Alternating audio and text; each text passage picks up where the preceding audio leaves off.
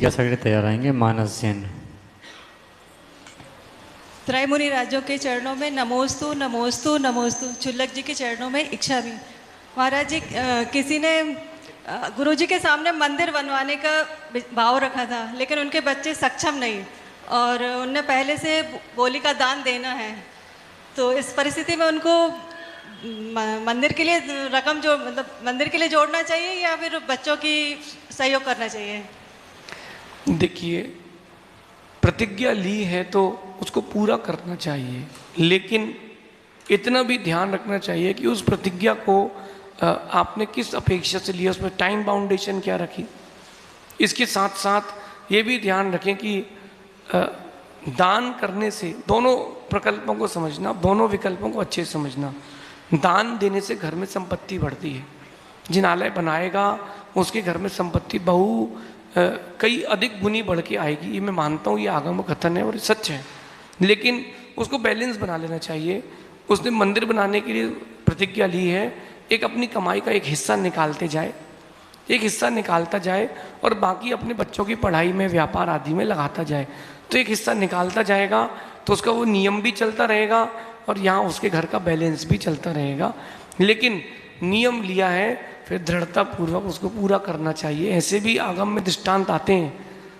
मैंने भी देखा, एक वीरापुर गांव था कर्नाटक में, वहाँ 302 घर थे और 299 घर जैन थे।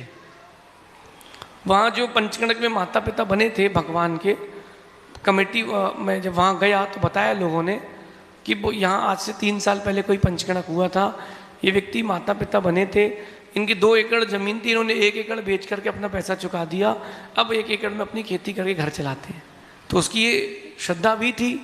तो अपन अपनी श्रद्धा और शक्ति के साथ काम करें और दूसरों की श्रद्धा भी ना टूटे। कहीं ऐसा ना हो जाए कि बच्चों की श्रद्धा ही टूट जाए धर्म से, उसका भी ध्यान रखें। एक निश्चित राशि हर महीने निकाल के रखें, सब हो जाएगा। नमोस्तु महाराज। अंतिम जिज्ञासा के लिए तैयार रहेंगे निवासी जैन। मम गुरुवर के चरणों में मेरा बारंबार नमोस्तु नमोस्तु नमोस्तु। गुरुवर, मेरी जिज्ञासा यह है कि आप मेरे सच्चे गुरु हो तो आपकी विनय कैसे करने चाहिए? क्या बोल रहे? आप मेरे सच्चे गुरु हो तो आपकी विनय कैसे करनी चाहिए? बहुत अच्छी बात बेटा। जब विनय की बात आती है ना, तो बेटा उसमें द्रव्य और भाव दोनों प्रकार से विनय करना चाहिए। मतलब जब भी गुरुओं के पास आओ, खाली हाथ मत आना, कोई ना कोई द्रव्य लेकर के जरूर आना। मंदिर में भी जाओ तो खाली हाथ कभी नहीं जाते। आप दिन में गुरु जी के पास आए हो, बादाम ले आओ, सुपारी ले आओ, इलायची ले आओ, लवंग ले आओ, कोई भी द्रव्य ले आओ, लेकिन बिना द्रव्य के कभी गुरु वंदना नहीं की जाती। पहली बात। भाव की बात, अपन श्रद्धा पूर्वक नमस्कार करें, विनय करें, लेकिन इतना ध्यान रखें, जब भी आप गुरुओं की विनय करें, पीछे से साधुओं की वंदना नहीं की जाती। साधुओं या भगवान हो, वंदना सामने से की जाती है। जब भी विनय करें सामने से करें।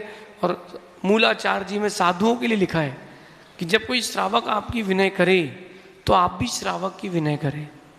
तब इसका ये मतलब नहीं कि उसके लिए भी हाथ जोड़ते फिरेंगे, उनका उसको देख लेना, हाथ उठा के आशीर्वाद दे देना, ये भी विनय है। लेकिन इतना भी ध्यान रखें वो सामायिक में है।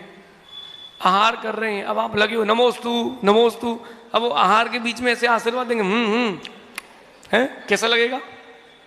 नहीं नहीं। तो विनय का भी ध्यान रखें। जब लेटे हों, विश्राम आदि कर रहे हों, तब नमोस्तु आदि संबोधन से संबोधित ना करें, वो प्रमाद का काल है, ऐसा आगम में लिखा है। आगे समझेंगे।